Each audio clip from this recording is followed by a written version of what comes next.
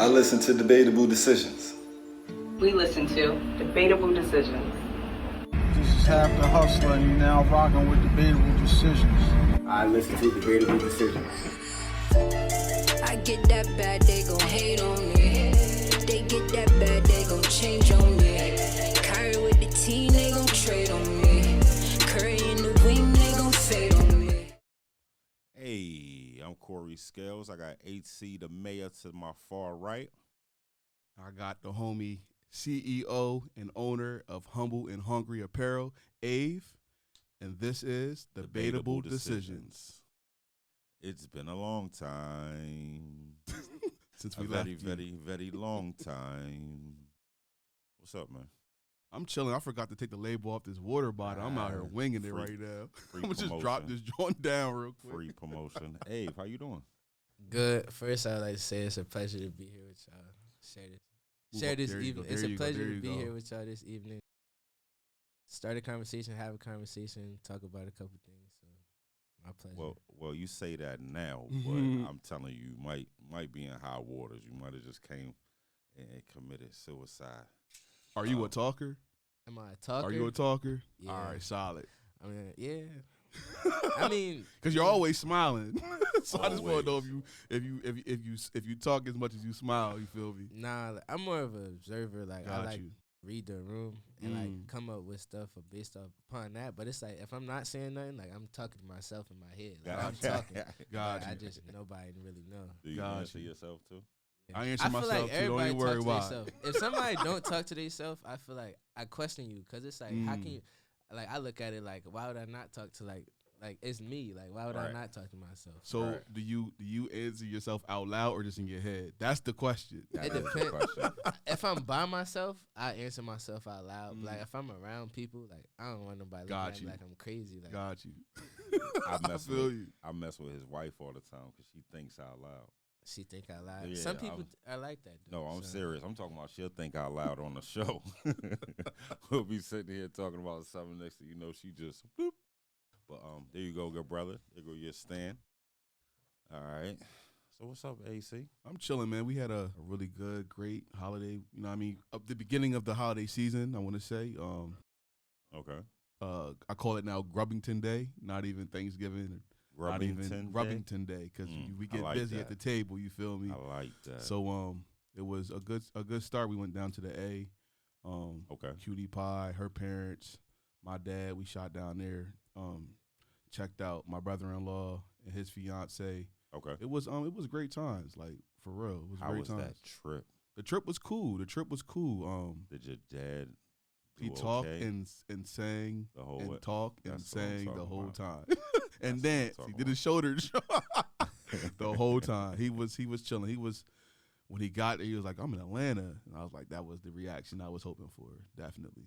It's a beautiful thing, as I know what you have gone through, and have some understanding of what he has gone through the last couple of years, and to see you get married, to be able to experience a road trip with not just you but his daughter-in-law and the in-laws, right.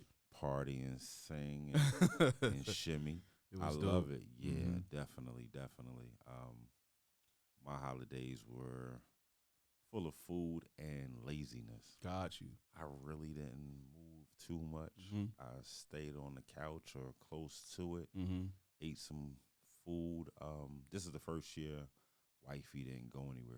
She will usually go to her family's house for a minute. She always cooks for me. Because it seems like my holidays, I never have my children. I'm always usually sitting in the crib waiting for her to come home. Got you. But this year, I actually visited a couple people, family, cousins. My mother took my mother a plate, things like that. Dope. And yeah, plus, baby girl's first Thanksgiving. Right. So that was cool. Right. Yeah. That's dope. And she's starting to eat whole foods a lot, so. Uh-oh. Yeah. She will definitely give you the death stare. Like, Word. You're not giving me any? You really going to eat that by yourself? Yeah. It bees like that. Take your time, Ave. You hear me? Facts. Take Facts, your time, please. Facts. Take your time. Because what a time to be alive right now. You feel me? For real, for real. Oof. How was your? I won't say break, but how was your holiday? The beginning of the holiday season. My holidays, the beginning, has been fun so far. I'm glad to be home. It's been the first time I've been back in the city since September, since Labor Day weekends. That's dope. A lot of stuff changed though. Like it's getting adjusted to being back in the house because like everybody been used to me going for so long. Right. Me and my dad. Did they give your room away? Nah. Just like little stuff like. They get stuff put in their bathroom, the whole surround sound system speaker. I'm like, where am I at? A whole new room, decorations. I'm like, I felt like I was in a whole new house. That's crazy. I'm gonna tell you this though. When you left, they were going through it.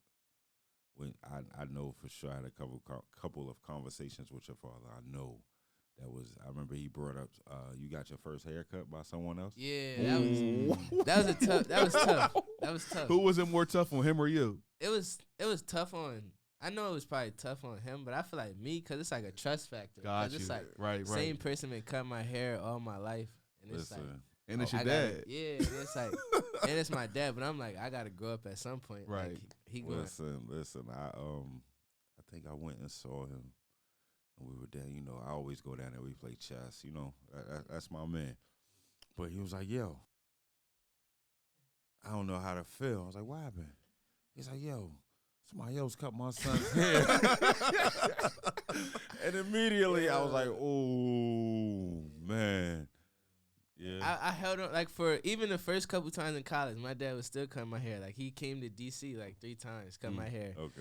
But it was to a point where it's like I know he getting busy and I'm getting busy, Right, so it's right. like we on 2 different time schedules, and it's like I got stuff. I had some. It was like an event, so I'm like, I need a haircut, and it's like to find that barber. It took a while. It takes a long time. It ended up being the person who stayed next to me. Like and that happened. It happened like that. So it's like I had got real close to somebody at school. One of my friends, he stayed in the room next to me, and he a barber. And it was like, but it's like he cut NFL players, he cut rappers. Okay. So it was like I wasn't that trust value a little bit hit and it's different. like, Right. We locked in as friends before he was my barber. So it was like now I feel more comfortable because it's like I know you as a person. Personal relationship. Right. It couldn't have just been anybody. Like, Word. So if I could ask real quick, where you coming from? You say you're in DC. I'm coming from Harrisburg, Pennsylvania. Uptown. No, I'm Harrisburg. sorry. No. My bad. Like, what's going on in DC? You said school. Like so I'm coming from Howard University. Okay, in DC. solid. Okay. HBCU, Yeah. solid. We got something in common on that, John. And it's crazy because like every time I talk to people in the city about like how it is down there, nobody never knows. But it's like being in DC, you see the headlines. So it's like I'm reading Washington Post, I'm reading CNN. I'm seeing how kids is going to the emergency room because their nose is bleeding and they can't breathe because the mold in their room. So like their whole closet. Let's not even get there yet. We're gonna touch all of that. Right, We're facts. definitely gonna touch all that. So, but he said he's not a talker though. He said he's a thinker, but he was. I got you. I know the brain though. Right. I know It the goes. pedigree. It goes. Yeah. But I want to back up. So that was your first time paying for a haircut too. Yeah. Ooh, how First that time. felt? Like a waste of money? Like Nah, I looked at it like this. So because I've been so fortunate to like have a dad that could do so much for me, it's like I never really had no like responsibility. So I'm like, I look at it like, all right, I'm gonna do this. I'm gonna spend this money on a haircut maybe every 2 weeks, or it's like I'm teaching myself how to like pay Discipline. a bill because Right, it's like or something Discipline. like that, Right, just because I right. never really had to. responsibility. So it's right. like it's kind of I look at it as like practice. So like when I'm growing up, and then it's like a real responsibility and it's a real deadline and stuff like that. It's like I'm already comfortable because it's like I'm handling this on my own already. So I was trying at your age. I was trying to get away from any type of responsibility and discipline. that I feel you though, because like even with like No, don't be like me. and I understand, be but like it's me. like it could be like that because I'm telling my dad, I'm like, look, I think I want to buy a car, but it's like I want to buy the car and I want to put it on tour while I'm at school because I'm not gonna be driving it, and it's like I'm gonna let the car pay for itself while everybody He's a renting it. true entrepreneur. Yes, That's what I'm talking And about. and he's so like why would you buy a car and you can't even pay me every month for the phone bill? So it's like it's backwards. So it's like, and I'm like, he got a point, but I'm looking at like it's my dad. I know he gonna be cool about the money. Like I can get him whenever I want to get him. But like it's like after he said that, I really sat there and thought about it. And it's like, nah, I like really gotta teach myself discipline now before I make decisions like that. So like when it's time, like I'm prepared. But you know what? It's like that credit. That's one thing. Right. Like you mess it up one time, like he always made that known. Like that's just something you don't want to play around with. Like even with the credit, he like get it in your business. Like why do it personally? It's like it's a waste. Like a reason for that. it. But that is a great idea to do it. So just see, you know, what options you have and what you have to do to get it done. Because you being in college, I know everybody need a car on the weekends to run home. I'm pretty sure you'll kill them. Next thing you know, you up a. Especially like at school, like people Uber everywhere. So it's like you get like 2 cars, put them like they don't even gotta be nothing all crazy. Like just 2 cars, get around. Yeah, it'll be all right. That's what I was gonna suggest. Like you don't have to get the 2022 joint. You feel me? Get something that's real laid back, and you're teaching yourself that responsibility. You're building not only credit, but you're like. Character, you dig what I'm saying? So your dad may have been like, wait a minute, the phone bill, how you doing this? But like when you're a forward thinker, everybody ain't gonna understand, you feel me? And that's my problem. I be thinking like so far in the future sometimes that I don't even be like saying that everything right now is not taken care of. So it's like setting those boundaries, just making everything make sense. That's what I really try to do, just make everything make sense. So I'm gonna give you a little word of advice. I'm not pushing you to do this anytime soon, but when you find your wife, make sure she's kind of the opposite. She has understanding of the way you think. Yeah. But she does things to balance it out. You might take a little chance, risk. Yeah, that's what I'm saying. She's the one. Make sure she's the type that's gonna stay focused and make sure everything is taken care of and you know, just balance. The balance, that's very important. I'm gonna take the risk for sure. And that, because I look at it, it's like I'm young, like I'm only 18. It's like I got my whole 20s take risks. Like I had saw this, I was reading this book and it was like use your 20 to like just take all chances, like just keep taking risks, just because like you could always bounce back, and it's like you're not always gonna be that young to be able to do things. So it's like I definitely try to do that. Gotcha. You on the right track, youngin. You definitely on the right track. I'm glad to be sitting beside you. I ain't gonna hold you. It's a pleasure. So where did it start? I know where it started, but tell us, where did it start? Your life. So Ave Cloud Jr., where were you born? I was born Uptown, Harrisburg, Pennsylvania. Throw them U's up. Yeah. I was actually born when my mom and dad was in college. So like my mom, she went to South Carolina State. My dad went to Westchester. I stayed with my grandma like my first 2 years of my life, but my dad came home every single weekend. Like he didn't miss a weekend. Every weekend he was coming home, cutting hair, selling clothes out the back of his trunk, like just to make sure my daycare bill was paid. Like he always made a way. And then like my mom, she wanted to stay home for real, but my grandma was like, no, go back to school, get that degree. So while she was pregnant with me, she worked at she had a job with the state, and she was taking classes at Hack. So it was like the hustle mentality. It was like way before I was even born. It was just like, cause I'm like, if they doing that, like, it's no excuse for me, cause it's like it was way tougher for them. So it's like it's the minimum I could do. Like it's no way I could just be raised in an environment like that and just be sitting on my butt all day, like not doing nothing. Like I got to do something. Like especially pay it back forward to them, cause it's like they made so many sacrifices for me that it's like the least I could do. Right. But yeah, I was born, grew up here, Uptown, Harrisburg. I lived uptown all my life until we just moved recently. And it was so crazy growing up, because it was like my dad, he would always say, he was like, look, we gonna move. Like he just always said it. He would say it year after year, but like we never moved. Like we never moved. And I loved living uptown. Like being in the city was always, like I loved it so much. And I learned a lot. Like just being in an environment like that, I learned so much. But I was ready to go. It was like he kept saying we was gonna move, but I'm like, man, when we gonna move? And then one day, we took a ride. My mom and my dad, they picked me and my sister up, and we was just riding around. We went to the store, got some sage. So I'm like, what are we getting sage for? So they take us to this house. We go in. They like, welcome to your new house. Bless the crib. Yeah, it was nice. But dope. It was like, he was like, look, this our house, but this ain't our house. Like, so basically, he like, whatever you see now is not gonna look like this. And I'm like, what are you talking about? Like, we got this house. I'm excited. Like, I want to move in right now. He like, nah, look, just wait. So a whole 3-month process. Got the whole house out. renovate everything, come back. I'm like, and it's like that's something about my dad. Like he always see the vision, and it's like sometimes like it be hard. I see it, but he got a little bit more patience than me. Like he willing, like if it's not exactly how he want it to be, like he don't want it. So it's like, and that's something I'm learning from him. It's like really patience is a virtue. Like just taking your time, making it exactly how you want it to be, because nothing's gonna beat that. Like sometimes it be worth the wait. So just that whole experience of being able to see him do that right before I left, it was good for me, because it's like I learned, like just being around that. He got people working on the crib. I'm having conversations with them. I'm helping them do stuff, putting stuff together. So now it's like, now I want to buy a house and renovate it and then sell it to somebody. Like it's just so many lessons. Like How old were you when that took place? This happened. When y'all finally moved.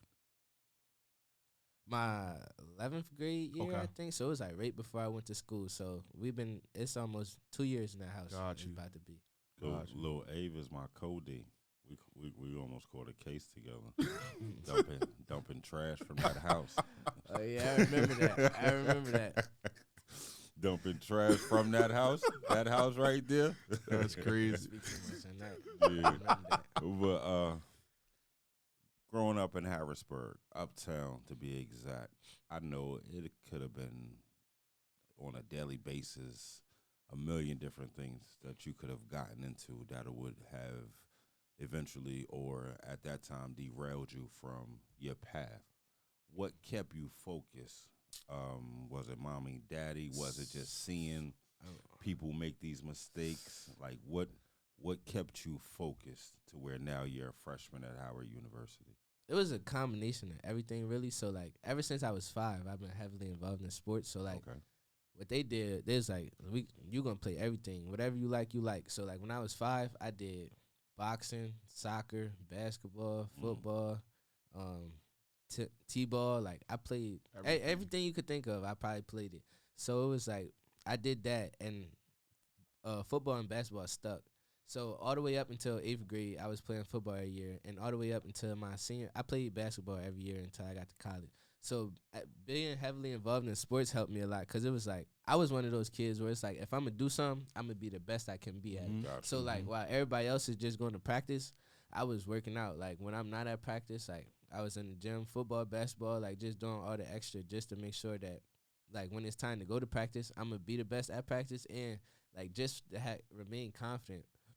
So that was one thing. And then another thing, growing up in Harrisburg, it was like everybody knew my dad. So like I never knew like who knew my dad. So I never took chances like everybody else, because it's like I'm going places. It's what's up, Lil A. Like everybody already know who I am. So I'm like, I ain't even gonna do nothing dumb. Gonna play myself like, on that they one. just gonna go right back to him.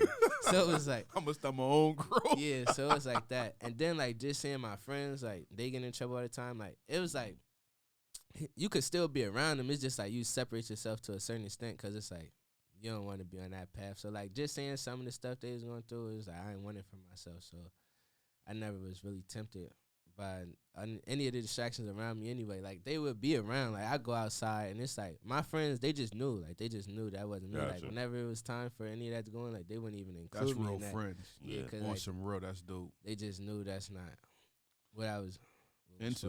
Yeah, that's So dope. school was easy for you as far as the academics? Yeah, as far as academics, I never looked at like school. That's crazy you say that, because I didn't even really think about school, because it was just like school was just school. Like I just got all the work done. I always looked at it like school never really determined how smart you are. Everything is system. Right. You go to school to get the grades. So it just that's a different conversation for a different day. A freshman at Howard, y'all.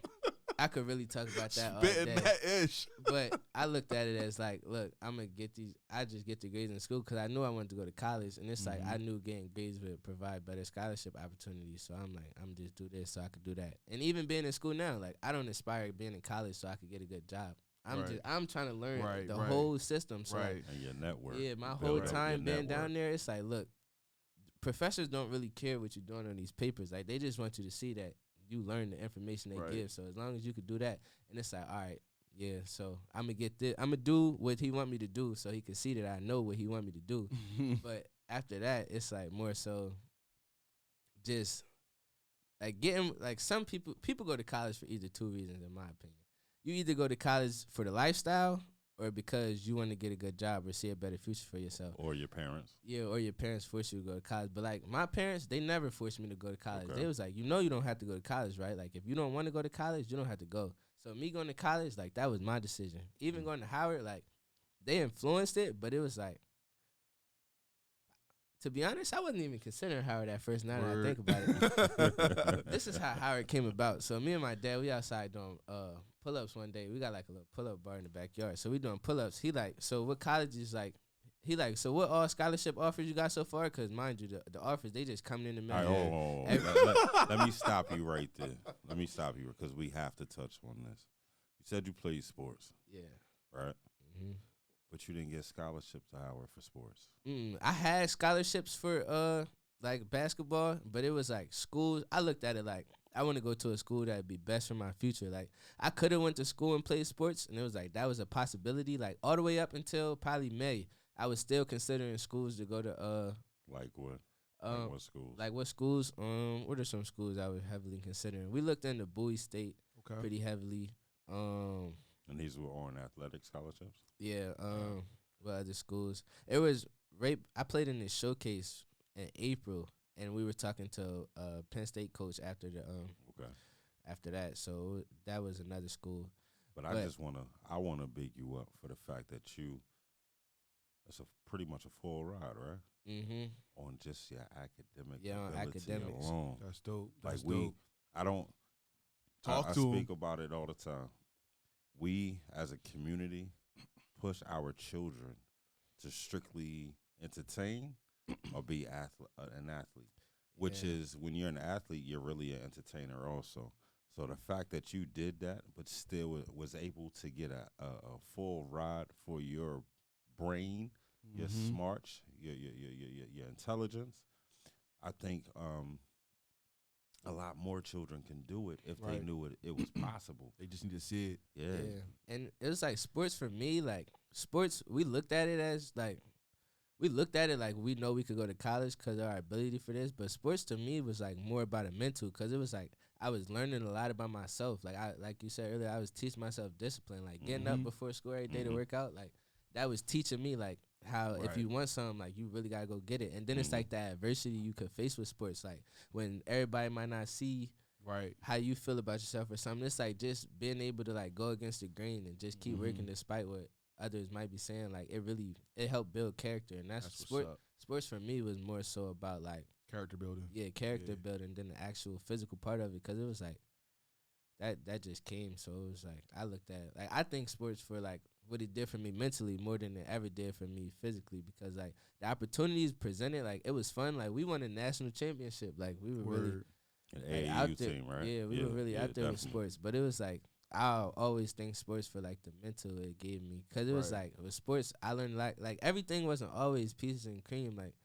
it was times where like I really doubted myself, and it was like okay, like, where were you at in life when the doubt arose? When you start questioning? I'd probably say like, all right, coming into my 9th grade year, okay, I was supposed like summer workout. I just knew like that I would be playing.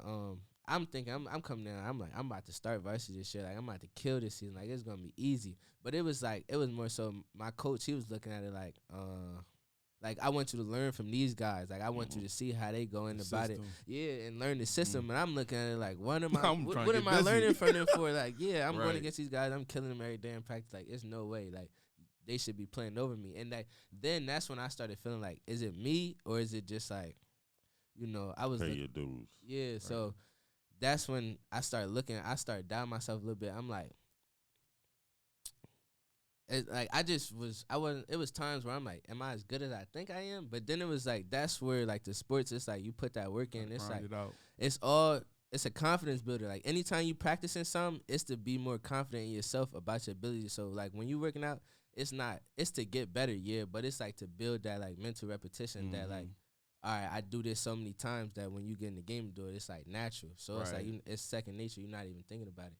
So once that happened and that AAU season, like I just made it in my mind, like I don't care what nobody think no more. Right. And I think sports for that too, because it kind of give you like a I don't care attitude, and that's what you need to be successful in life sometimes, because everybody not gonna see stuff from your point of view, and it's like you really, even if it's like you against the world, you're gonna have to go out there and prove like to yourself, and that's more important than anything. I never once tried to prove something to anybody else ever in my life. It was always about proving it to myself that I knew I was capable of what I was saying, and that like I wasn't just talking. Like it was really real work behind it. For the future, because there's going to be more doubt coming in the future. Oh, for sure. I don't even pay attention to it no more. It got to the point where like I was saying so much about me that somebody could walk up to me and like not saying that that's disrespectful. Like I wouldn't let nobody just say something to my face, but it's like people could say whatever about me. Like when people still tell me stuff now, like when they say stuff about me, I'm like, you don't even got to tell me. Like I don't even care, because people always gonna say something, but like. If you too busy worried about what everybody, you know how much people going to talk about you in your life. Like you can never really care what somebody has to say about you, because at the end of the day, the same people talking, be that like when people tell me this, people saying stuff about me, like even with my clothing line, when people be telling me stuff, the same people that be saying stuff be the same people in my inbox asking how I do this or how I do trying that. To get the gems. Yeah, trying to get the gems for free, but like little do they don't know that, and I would never let them know that, because it's like even when you know stuff about people. Hold it in your pocket. Yeah, you like always. No. Always hold it in your pocket. Hold like, it in your pocket. And I never like. Even when you mad. Yeah, and it's like a lot of people. Sure it stays in your pocket. Like you can put your hand in your pocket and play with it like loose change. Yeah. But keep it in your pocket. Hold on though, because I want to say this to you about doubt. It's going to happen more than you realize. It's gonna happen when you might be at your height, right, and you're gonna doubt, right? But I'm gonna say this: doubt is just a feeling, an energy, right? Happy, sad. What's the love, hate? What's the difference in that energy? There isn't. It's the same energy. It's just what you do with it. For sure. You understand what I'm saying? It's the same exact energy, but it's just what do I do with this energy? Do I use it for positive? Or do I use it for negative? So that doubt, when you feel it, embrace it. And then dissect yourself and the situation and push through it. My fault. No, if I could just jump in, embrace it, because that's how you stay humble and hungry. Yeah. And that's why I always stay humble, because it's like no matter what you're going through, like if you don't humble yourself, like life gonna humble you. It's gonna definitely humble you fast. So I just always stay humble, because I know it could. I'm always fortunate, and I know it could always be worse. So, like, I thank God for that every day, because you never really know. And just as far as still talking about that, like, with the situation, ways that I had came up out of that, like, I started meditating. I was meditating every day. Like, every night, I just sit in my room, put my headphones in. There was this video I was Who is this kid, yo? And it was like... It's like, and it really, like, it's for real. If you know his like, father and his mother, I get it. You understand who he is. Nah, it's for real though, because it's like when you meditating and it's like you breathing in and out and like you letting that energy out, like you could really feel it in your stomach. Like you could really feel that tingle, like it's like going away. And like after that, anytime like I had a negative thought cross my mind, I just took a deep breath. Just breathe. It was breathing gone. Exercise. Yeah, it was gone. Just take a deep breath, forget about it, because you really don't got no time to think negatively. Like we don't even have enough time as is right now. So it's like think negative. That's just another waste of time. So it's like I don't let negative thoughts cross my mind no more. And I'm glad that I went through that experience, because it was like I would never be the way I am now if I never went through that. It was like, I learned a lot about myself in the process, and it taught me a lot, and it made me more confident than I could ever be, because it's like. Now I know that it made me feel like I could overcome anything. Like I could overcome that situation. Like I could overcome a lot. So I find it hard for something to ever like occur to me again, to where I feel like I would really like feel like I can't do this. Like it's never been a situation ever since where like any situation I face with, I'm not saying it was easy, because it's always hard. And that's another thing. People like stuff that might be hard to others. Like I don't look at it as hard. I just look at it like another challenge to overcome. Yeah. So graduate high school. Last May, you said you were still thinking about playing sports. How did we get to Howard? Oh yeah, let me talk about that. All right, so we was doing pull-ups out back one day. My dad, he talking about, he like, so what's all the scholarships you got? Because at this point, we confused. Like, they coming in, so it's like, we went upstairs. He like, look, this is what I want you to do. Print out every scholarship from every school, and we going to look over it. So he get the Howard paper. He like, hold on, they offering you this much? And I'm like, yeah. He like, are you considering them? I'm like, not really. So then that's when we start researching it. And I start hearing about the business program. So I'm looking into it. And I'm like, oh, this joint cake. I'm like, I want to go up there. I'm about to meet everybody, everybody I can. It's like, I'm going to develop all these networks. I'm going to come home, have the craziest network. Like, and so far, that's how it's been. So, like, after that day, it was still, I'm going to tell you my top three. My top three was Howard, Temple, and Georgia State. I wanted to go to Atlanta because I'm like, if I go to Atlanta, I'm going to make bread. It's over. I just knew it. I'm like, I go to Atlanta, I'm going to get some money. And I still want to go to Atlanta. But now I just, like, my dream, it's like, once I graduate from Howard, I'm going to go to Atlanta. You can position different. Yeah, you get the experience. Like, you're not there. You know what I'm saying? Yeah, right now I'm on point to graduate in, like, 3.5 years. Okay. So it's like, I'm going to either stay, do my master's, or I'm going to do my master's down there. Okay. But, so, yeah, after that, I was considering those three. Howard had the best scholarship. Then once I started seeing about the programs and stuff, I'm like, all right, I think this is going to be the best fit. We went to D.C. in April, like, on accident. Like, my sister, she had, like, a cheer tournament or something in Virginia. And we was in the area, so they like, you want to go down there? So I went to the campus. I liked it. I was like, I'm ready. Like, and that whole summer, like, not that whole summer, but after that, I just sat there, like, every day I would think, like, is this really what I want to do? Like, do I want to stop? Like, because I love basketball. Like, it means so much to me. I'm like, do I want to not play this year? Like, and I was considering, I'm like, I could walk on if I want to down there. But, like, once I got to school, it was like, it was so many opportunities where it's like, I'm just take full advantages right now because it'll never be nothing like this ever again. Right, facts. Yeah, I'm like, it'll never be nothing like this ever again. Like, right. What kind of opportunities, if I may? What kind of opportunities you talking? I checked the gram out, and I saw that, you know, with you did a couple pop-up joints, or you were at least involved in a couple. So is that what you're talking about? Or you talking about? I mean, that too, but like I'm put it like this. All right, first week I got down there, we had this business orientation, right? So they telling us how the year is gonna go. So we dressing up for class, full attire, business professional. Every Tuesday, Thursday. And it's like they got these speakers coming in from all these Fortune 500 companies, all these different companies coming to talk to you. And it's like, look, we want to. They like, all you got to do is graduate from Howard, $120K off the jump. I'm like, $120K, all I got to get a scholarship from the minimum. I'm like, yo. And it's like $100K, not even $100K no more. Right. But that's like $120K in Harrisburg. Right. So it's like, you can making $120K in Harrisburg. You can only imagine what you're making when you go to a bigger city and stuff. So it's like, I'm like, yo, this is easy. So once I got there, I'm in this orientation program. So I'm talking to a sophomore or a junior. She's like, what's your major? I'm like, finance. But I'm telling her I got a business. She like, you should check out supply chain management. I'm like, supply chain, what's that? So I go home. I go back to my dorm that day. I search it. I look it up. So supply chain, you know, like with COVID going on right now and stuff, basically companies, they hiring these supply chain managers to do all the logistics for their company. So, like, they had never lose as much money as they did because of, like, the pandemic or, like, any Great Depression. So, it's like, but nobody knows about it. And it's like, it just came out for real. So, nobody has this degree. So, like, people with this degree, like, they playing out the roof numbers because it's like they need somebody to do it. Right. So, once I heard that businesses need somebody to do it, I was like, I don't even want to work for nobody. This is what I'm going to do. I'm going to get this job. I'm going to do this for like 3 years. Then I'm going to take everything I learned. I'm going to just reapply it to all my businesses because I aspire to I have my clothing company now, but I want a real estate investment company. I want an entertainment company where it's like managing like sports players, athletes, rappers, stuff like that. And then I want to still do the clothes. Then it was probably that. So like fashion, like sports and entertainment industry, so like fashion, entertainment industry, and then like real estate, because people always gonna need a place to live.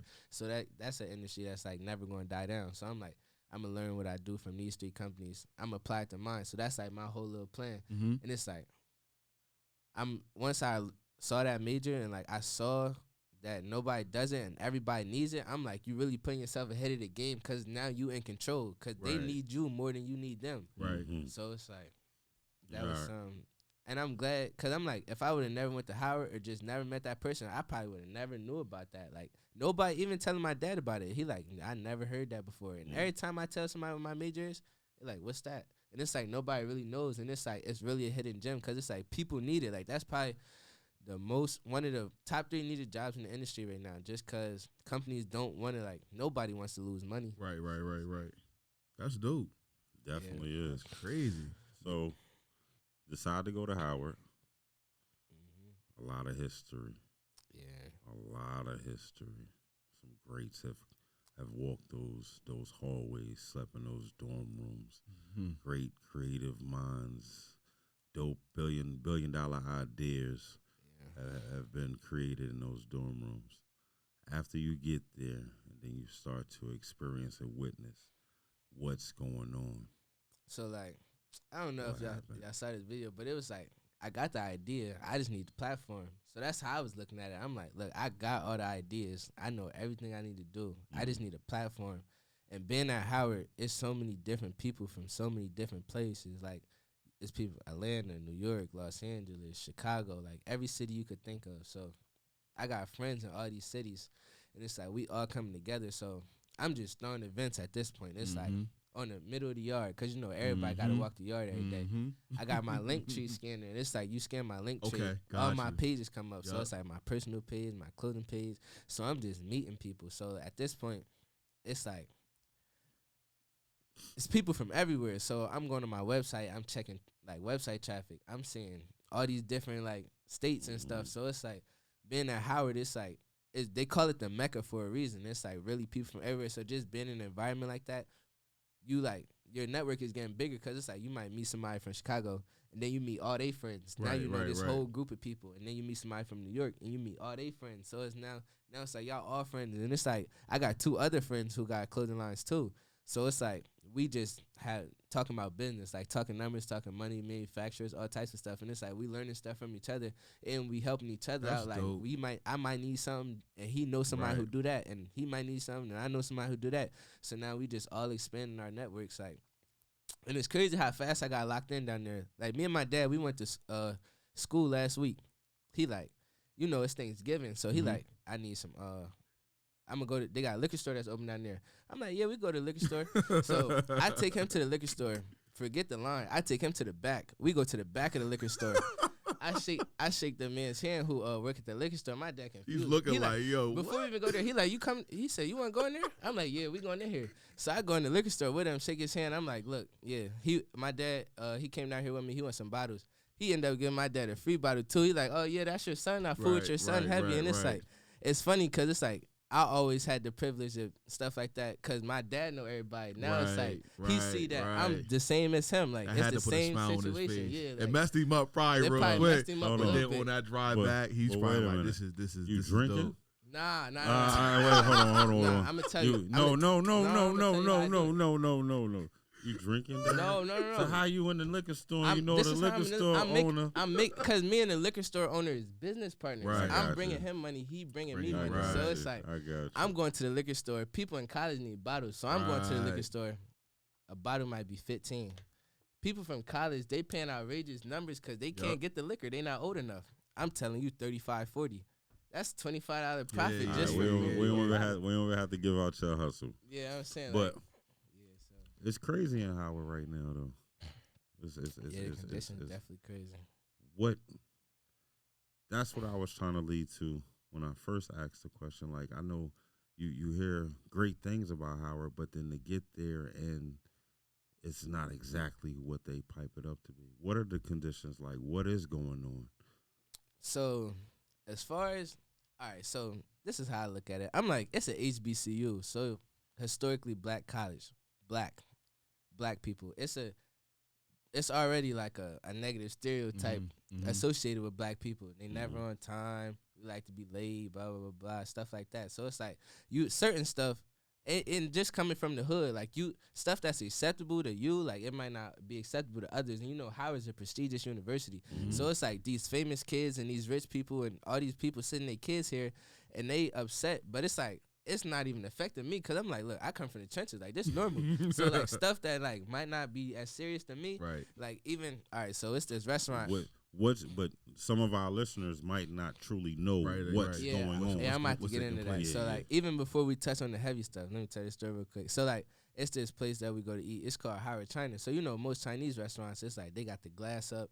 They serve the food. Y'all ever see like the revolver thing where so we serve that. So my mom in the group chat, she calling me. She like, these parents on here making a big fuss about some restaurant, talking about it's nowhere to sit in the restaurant, and the mom told her son he can't go there no more because they served the food through a window. And I'm like, yo, like, where do some of these people come from? Like, they really coming from extravagant backgrounds. Right. Like, but that's so it's like not to cut you off, but they don't necessarily have to be coming from extravagant backgrounds. When you're not in the inner city, you don't have to worry about getting robbed or those threats. Yeah, so it's like you they can really go. don't know no better. Yeah, you can go right outside of the city and run. That's what you're gonna see. You're not gonna see the bulletproof glass. You're not gonna see.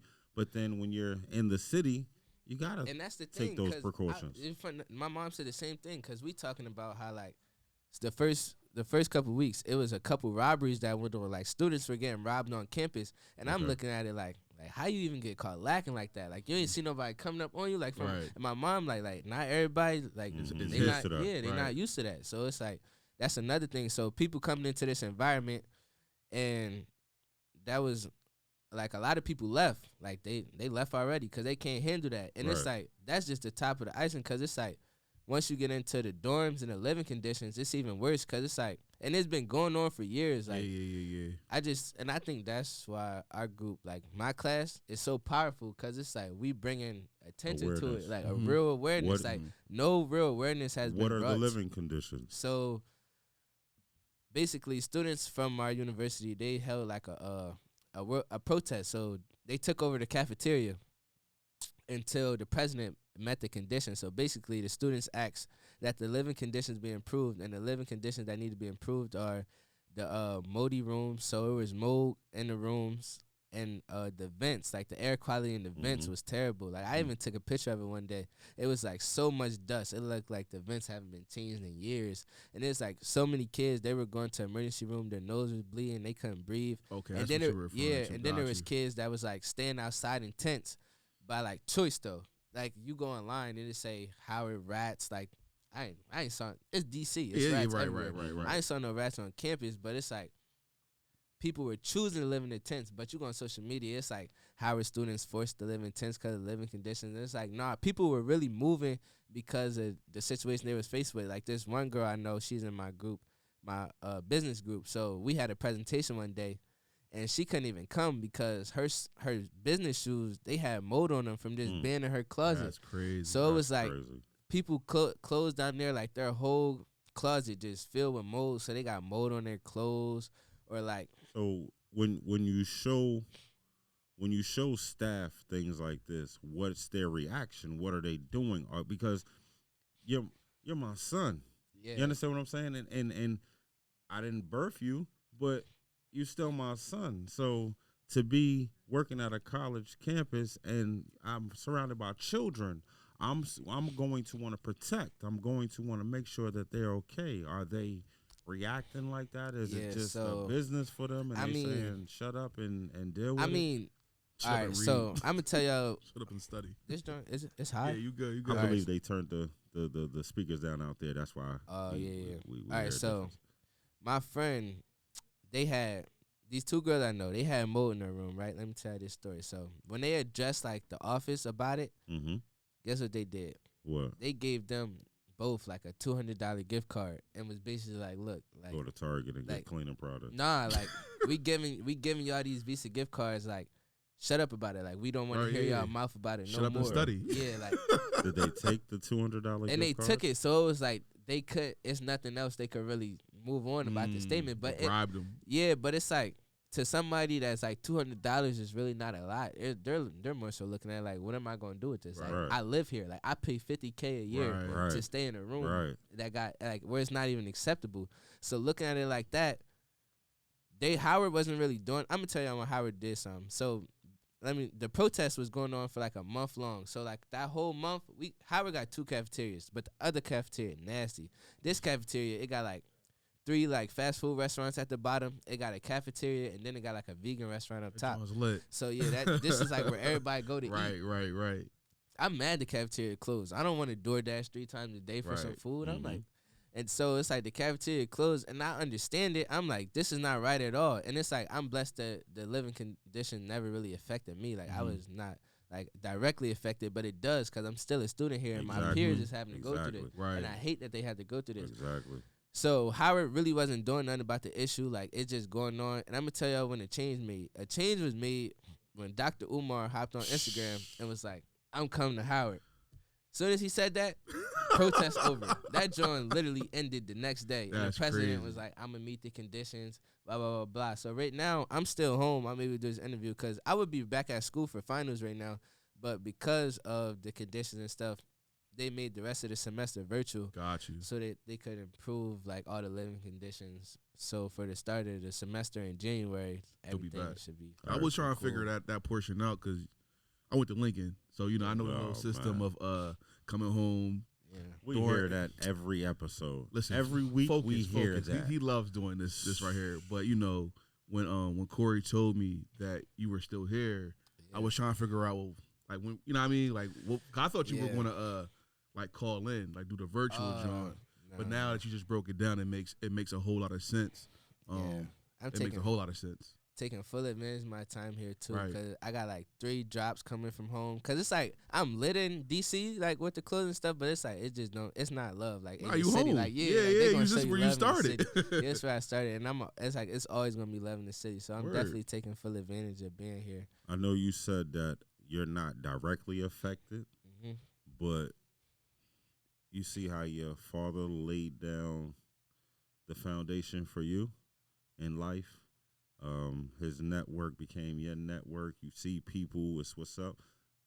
Do the same thing on that campus before you leave. Make sure that the next wave of freshmen, those next powerful minds that come in, don't have to go through the exact same thing that you have to go through. Yeah, for sure. And that's what I was saying. Like, I feel like my class is so powerful because it's like this not the first year that's happening at Howard. Like, this been going on for years, but we the first group to like really bring national attention to it. So I'm like, that just goes to show like how powerful this class is going to be like, and like as a whole, like in the like once we all graduate, and we get in our careers and we're making changes and stuff. Like, I'm really curious to see like how successful some of like my peers be because I know we're capable of it. Word. I'm just glad.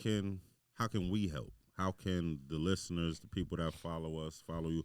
How can we help, even though we're not students or alum or faculty? Like, is there anything that you need from us?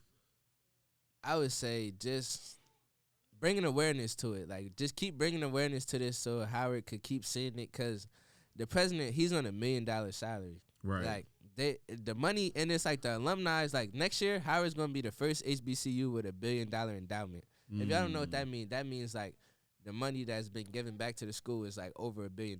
And they're going to be the first HBCU with that. So you can't have $1 billion given to you. Right. And you're not doing nothing about these conditions. Like So it's like, because $1 billion is more than enough money to fix what y'all got going on. Facts. So I just hope that because it's not even like the funds aren't there. Like the funds is there, they just not going to where they supposed to. Yeah. And it's like they just had this meeting about how they're going to be making this big old food court and adding this new like stuff to the campus, like new buildings and stuff for the schooling. But I'm like, can y'all fix like where the students stay first? So it's like more so just making sure the money going to the right places. Now y'all are in a really great position. I was reflecting when. So, all right, I was in school 04.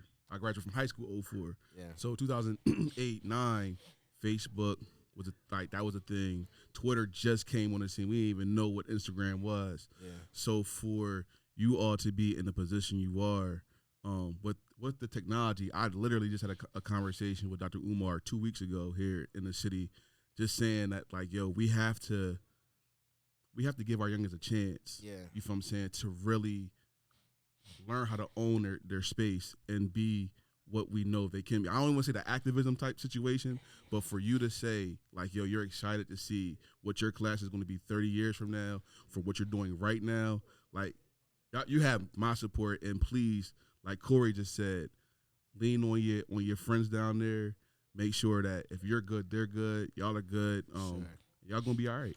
Real rap. Y'all are gonna be all right. And it be inspiring because it's like my friends, like they reach out to me, like even my friends at school, they like, yo, me and like two of my homies, they like, yo, we trying to start this clothing line. Like, what advice? And then like I'd be happy to see stuff like that because it's like I be wanting that. Like I be like, anytime somebody hop in my DM, like you could ask, they hop in my DM with a question, as long as like I never heard like they said nothing crazy about me or something like that, like, I be giving them the game because it's like it's enough out here for everybody. You gonna get it back. Listen. He said with the energy, even if they do, or if you heard, they said something. I still be offering them advice too, just but listen, because like sometimes you gotta check the messenger.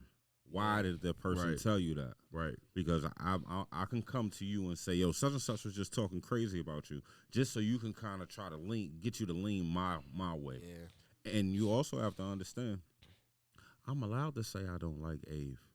Or I'm allowed to say I don't like Ave's hair or the latest design. As a person, as a human, now if I'm disrespectful about it and I say it to you in a disrespectful way, then okay.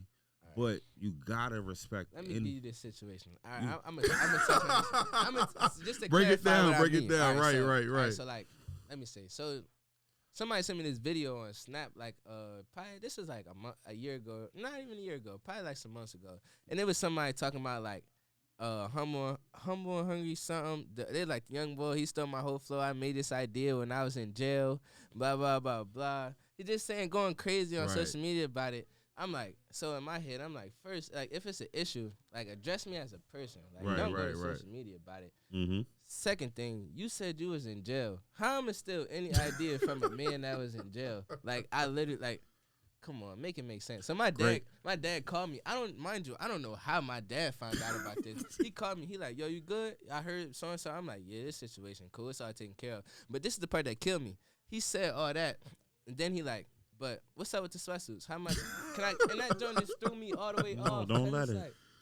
Don't let it. Like you just said all business this, is never personal. Business is never personal. Never. I didn't. That's what I'm saying. Like I didn't been through situations with people. They could buy whatever they want from me. Like your money's still good over here, but it can still just blow you though. Yeah, like what did we do? Was just like came from my jugular. Now you talking about When did Humble and Hungry start? Right. Like, how did that start? Where did you get the bright idea? Did you not like what was out there at the time, and you feel like you needed to make change, or did something locally inspire you, or even globally? The words it came from a motto like that me and my dad developed. So it was something he always preached to me. Like no matter how much of like no matter like, cause like people will always praise me for different stuff, and like he would never want to get to my head. He'd just always be like just be humble, like just keep being humble, like just keep being humble and keep being hungry. It was just something he always said, like just stay humble, stay hungry, stay humble, stay hungry. So during the pandemic, I'm just sitting in the house. I can't hoop. The basketball season canceled. I can't school canceled. I'm just sitting in the crib. I'm like, I gotta do something. So if my birthday come around, my mom and dad, May 13th, my birthday come around. They give me some bread for my birthday. They asked me what I wanted for my birthday. I'm like, look, just give me the funds. Like everything else, I'm gonna figure it out. Right. So I get some bread. I'm like, I'm gonna go buy some shirts. And I'm like, I'm thinking of an idea. Like what do I want to call this?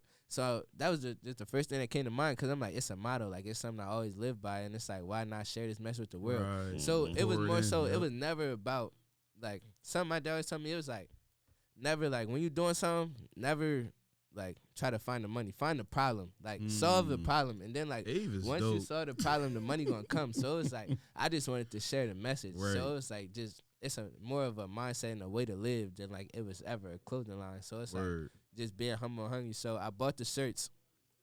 I bought like 60 shirts. I probably spent like $1,200 on shirts. That whole weekend. I got the shirts like Friday. By Sunday morning, they was gone. Like so, this is shirt, image, all that for 12. Shirt. I bought this. So before I started, so like it was confusing at first, because when I first started, I'm like, what license do I need? Right, I wanted to go about stuff the right way. So my dad like, look, this is what you do. He like, get the LLC, get the name. And the trademark. The trademark. So I'm like, all right, I'm gonna do all that. So just the 12 was just off like shirts and business cards alone. Got you. From the shirts and business cards, it was like 12. That was going that weekend. I'm like, oh, this is easy. Like, just, I didn't know. I'm like, right. This is easy. So let's get it. I never, like, I wasn't spending the money, though. Like, I would. Reinvesting. Yeah, my dad, he was like, whenever you get some money, half back, away, yeah. half reinvest. Yep. So I was doing that. Half away, half reinvest. Half away, half reinvest. And then it got to the point where, like, hats, jackets, sweatsuits. Like, I'm selling. It went from booming. shirts and now I just keep getting bigger. Like, and I just keep changing, like, designs. Like, and then I like my position because it's like, I'm so, like, stuff that other people had to pay for, like, being that my network is so big, it's like I know people, like, they just be wanting to do it off their strength. Like, I try to pay them, they be like, nah, like, look, just keep doing what you're doing. Like, I got you. Like, and I be thankful for that because, like, everybody don't get that. Everybody don't get that. So I be right. trying to take full advantage of it all the time. Like, But just always position. take a mental note of all of those people. Right. For sure. Like, the person who do all my designs, like, he do them all for free. Every time I drop, go to his house first. Make sure he get everything I drop first, just off the simple fact, like, he looking out for me, so I'm gonna look out for you. And what you do is you find out what ultimately he wants to do in life, and you assist him. Yeah. You empower him. You assist him in whatever his dreams are because he's making your dream come true. Yeah, for sure. Facts. It's been a great conversation. I want to keep going. We got to keep going. We got to do a part two. I think that's a thing now. Yeah. The funny thing is, the part two, come down to Howard, get some footage. You show us around, take us to the liquor store, take us in the back. No, you can't back out of that. If Abe got the love, exactly. We got to get the love. Hear it. I can't get the love, Abe? You get the love. Okay. Sure, but before we leave, let them know where they can find Humble and Hungry. Let them know how they can follow you. And if they want to purchase the merch, what do they have to do? So Humble and Hungry Co. It's a Facebook page, an Instagram page, and a Snapchat. And if in order to access it, like, you could go to my personal pages. I have the link in my bio to all those pages. What are your personal pages?